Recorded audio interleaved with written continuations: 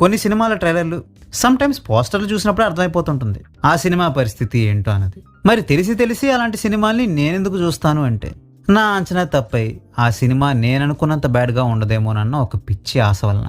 మరింతకీ నీ ఆశ నెరవేరిందా? ఈ మూవీ నీకెలా అనిపించింది అని అడిగితే, బాత్రూంలో క్రిములను చంపే హార్పిక్ మాదిరి మన హాస్య గ్రంథుల్ని నిర్జీవం చేయగలిగే ఒక హార్పిక్కే ఈ హే జవానీతో ఇష్క్ హోనా హై మూవీ. జస్విందర్ అనే ఒక వెడ్డింగ్ ఫోటోగ్రాఫర్ బానీ అనే అమ్మాయిని లవ్ చేసి పెళ్లి చేసుకుంటాడు. వీలైనంత తొందరగా పిల్లల్ని కనాలనేది జస్ కోరిక. బట్ బానీ మాత్రం అట్ ప్రెసెంట్ తన జాబ్ మీద ఫోకస్ పెట్టాలనుకుంటది.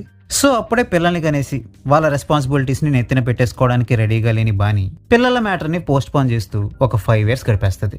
జస్విందర్ తనకు పిల్లలు కావాలని బానీపై పెట్టే ప్రెషర్ రోజు రోజుకి పెరుగుతుండడంతో ఈవెందో వాళ్ళిద్దరి మధ్య ఇది తప్ప ఇంకే గొడవ లేకపోయినప్పటికీ బానీ జస్కి డైవర్స్ ఇవ్వాలని నిర్ణయించుకుంటది.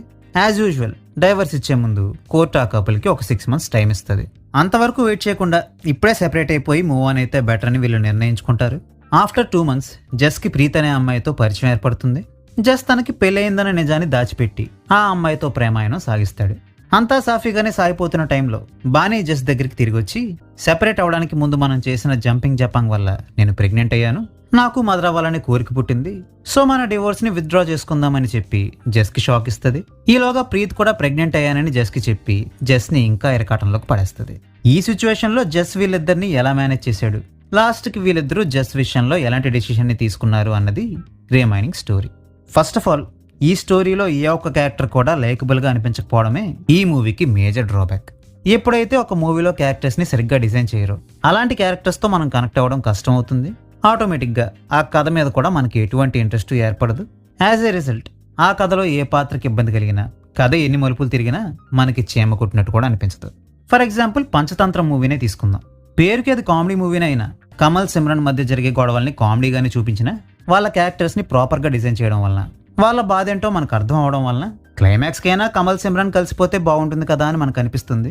వేరేస్ ఈ మూవీ విషయానికి వస్తే హీరో హీరోయిన్లు ఏమైపోతే మనకేంటిలే అనే ఫీలింగ్ తప్ప ఇంకెలాంటి ఫీలింగ్స్ కలగవు.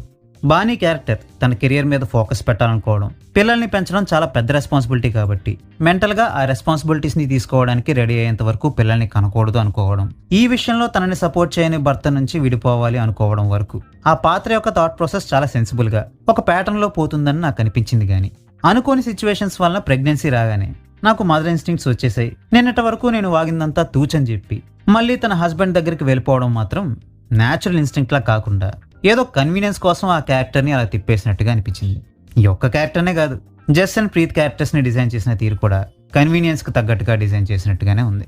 అయినా ఇది కామెడీ మూవీ కదా, ఈ స్టోరీలు క్యారెక్టర్లు ఇవన్నీ మనకెందుకు, మూవీ ఎంటర్టైనింగ్గా ఉంటే చాలు కదా అని అనుకుంటే అట్లీస్ట్ ఆ యాంగిల్లో కూడా ఈ మూవీ నన్ను సాటిస్ఫై చేయలేకపోయింది. డేవిడ్ ధావన్ ఒకప్పుడు సక్సెస్ఫుల్ కామెడీ సినిమాలు చాలని తీసుండొచ్చు, బట్ అవే అవుట్డేటెడ్ ఐడియాస్ని ఇప్పుడు వచ్చే సినిమాల్లో కూడా పెడతాను అంటే ఎలా? ఏదో పెద్ద జోక్ వేసేసాం అనుకొని యాక్టర్స్ అందరూ అతి చేసేయడం, వెంటనే అక్కడ బ్యాక్గ్రౌండ్ స్కోర్లో టైటిల్ థీమ్ మ్యూజిక్ని తిప్పి కొట్టడం తప్ప అక్కడ జరిగేది ఇంకేమీ ఉండదు. కాబట్టి నేనైతే ఈ మూవీని మీకు రికమెండ్ చేయను. ఒకవేళ మీకు ఈ సినిమా మీద ఏమైనా స్పెషల్ ఇంట్రెస్ట్ ఉంటే ఎలాగో 50% డిస్కౌంట్ నడుస్తుంది కాబట్టి ఈ సినిమాని చూసి మీకేమనిపించిందో కామెంట్ చేసి చెప్పండి. ఇంతటితో ఈ వీడియో సమాప్తం. మళ్ళీ ఇంకో వీడియోతో కలుద్దాం. అంతవరకు సెలవు. టాటా బాయ్.